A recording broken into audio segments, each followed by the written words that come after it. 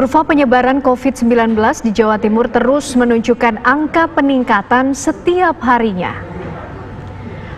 Berdasarkan data gugus tugas dan percepatan penanganan COVID-19 Provinsi Jawa Timur hingga tanggal 1 Juni 2020 tercatat pasien positif berjumlah 4.920 jiwa.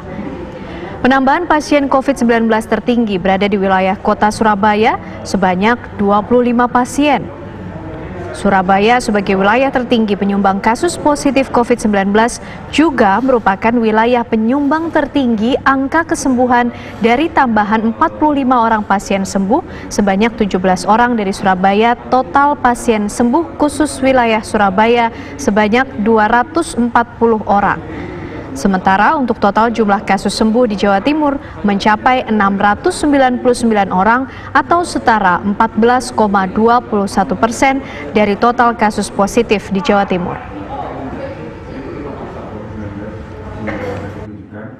Dari Kementerian Kesehatan sejauh ini seperti apa? Apakah ada kesulitan bagi dari Kementerian Kesehatan sejauh ini seperti apa? Apakah hingga saat ini belum dapat pengucuran dana yang transportasi Bu Gubernur? Surabaya, Provinsi Jawa Timur masih dalam zona berbahaya virus corona atau zona hitam dan zona merah. Hal ini dikarenakan tingginya angka pasien positif COVID-19 di sana. Kita akan langsung mengkonfirmasi hal ini pemirsa kepada Ketua Gugus Kooperatif Penanganan COVID-19 Jawa Timur, Bapak Jody Wahyu Hadi. Selamat sore Pak Joni. Selamat sore. Ini kami ingin mengkonfirmasi mengenai sore, status zona hitam di Surabaya. Ini menggambarkan apa, Pak? Ya, nggak ada zona hitam itu. Jadi kan warnanya itu ada 3, merah, kuning, hijau. Oke. Jadi warnanya merah. Karena di peta itu kan kecil sehingga mungkin padat begitu. Jadi tidak ada warna hitam. Zona hitam itu tidak ada, yang ada ya zona merah, sesuai dengan aturan yang ada. Oke. Artinya Pak, dengan tetap ada di zona merah, bagaimana data terakhir Pak mengenai perkembangan penanganan kasus COVID sendiri di Surabaya? Iya, jadi angka tepatnya tanggal 3 kemarin sore itu terkonfirmasi ada 2.748 yang positif. Jadi ini memang cukup tinggi. Tetapi saya kira pemerintah kota juga berupaya semaksimal mungkin untuk menangani ini dengan melakukan masif testing, kemudian melakukan tracing, isolasi dan lain-lain seperti kaidah-kaidah yang sudah berjalan. Marilah kita sama-sama saling bantu-membantu untuk menyelesaikan ini. Dan saya mohon masyarakat juga lebih wise lah ya. Oke. Yang ada yang 3 warna itu, nggak ada warna hitam. Baik, Pak Joni, kemudian sudahkah diketahui Pak penyebab utama meningkatnya angka positif COVID-19 di Surabaya dalam beberapa waktu terakhir ini Pak? Ya, general rule-nya, viral pandemi itu akan naik terus kalau kita tidak disiplin.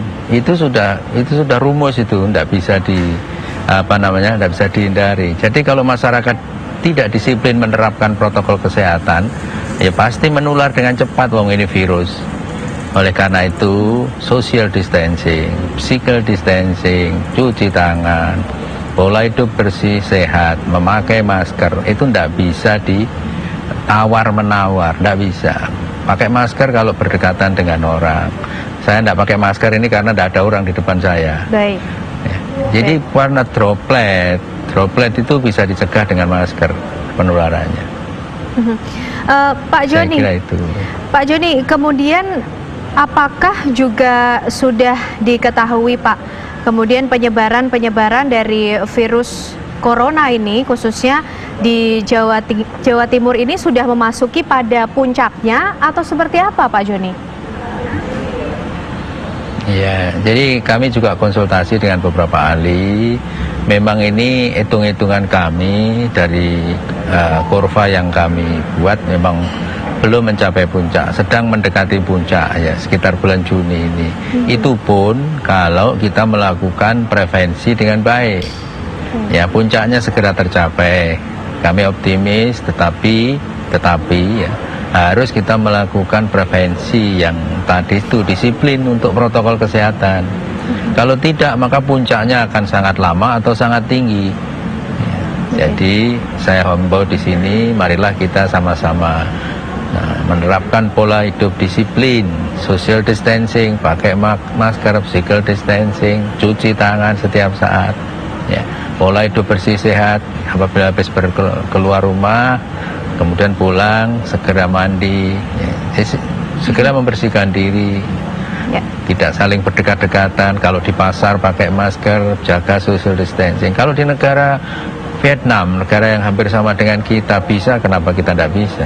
Baik, Pak, lalu beberapa daerah ini sudah mulai mempersiapkan memasuki tatanan normal baru. Lalu bagaimana dengan di Jawa Timur, khususnya di Surabaya sendiri, mengingat angkanya ini masih tinggi, bahkan belum mencapai puncaknya ya Pak? Ya, jadi pemerintah sudah membuat aturan, WHO sudah membuat aturan juga. Kalau sudah ada tanda-tanda secara epidemiologis melandai, tidak ada klaster baru, ya, itu sudah mulai namanya fase transisi. Fase transisi juga ada aturan-aturan yang harus taati. Setelah fase transisi baru new era atau hidup normal baru. Artinya ini bahwa penurunan virus yang disebarkan melalui human to human ini tidak bisa langsung berhenti, karena manusia saling berinteraksi. Kita tidak pernah bisa melihat virusnya, tapi virus itu ada karena kita merasakan akibatnya. Satu hal lagi, virus ini adalah virus yang sangat berbahaya. Karena apa? Penularannya luar biasa cepat. Ada namanya super spreader. Jadi satu orang yang carrier bisa menularkan pada puluhan, ratusan, bahkan bisa ribuan. Super spreader, jadi gampang sekali menyebar. Sebagian besar memang ringan dan sedang, tapi ada kira-kira 10% yang harus mendapat perhatian serius. Bahkan ada beberapa pasien yang kita tangani apapun dia akan memburuk.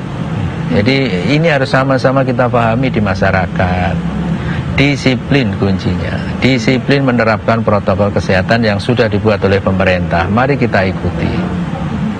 Artinya sejauh ini gugus tugas dan juga pemerintah Jawa Timur atau lebih khusus pemerintah Kota Surabaya belum menuju ke arah normal baru ya Pak, mengingat angkanya masih tinggi ya Pak? Ya, angka tinggi ini harus dihammer ya, harus dipukuli oleh kegiatan-kegiatan kita. PSBB, apapun namanya, itu adalah upaya untuk menghammer jangan sampai puncaknya terlalu tinggi atau terlalu lama. Sehingga segera menurun grafiknya, terapkan pola hidup sesuai dengan protokol kesehatan, dievaluasi terus secara epidemiologis, konsultasi dengan para ahli bagaimana mengevaluasinya, bagaimana menerapkan pola hidup bersih, sehat.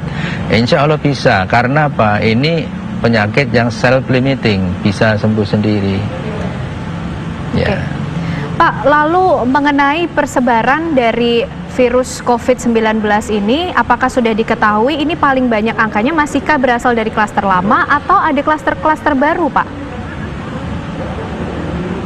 Ya, memang ada beberapa klaster lama yang masih berkembang, ada juga klaster baru. Sebetulnya kan kita tahu bahwa virus ini berasal dari Cina, ya, kemudian menyebar kemana-mana.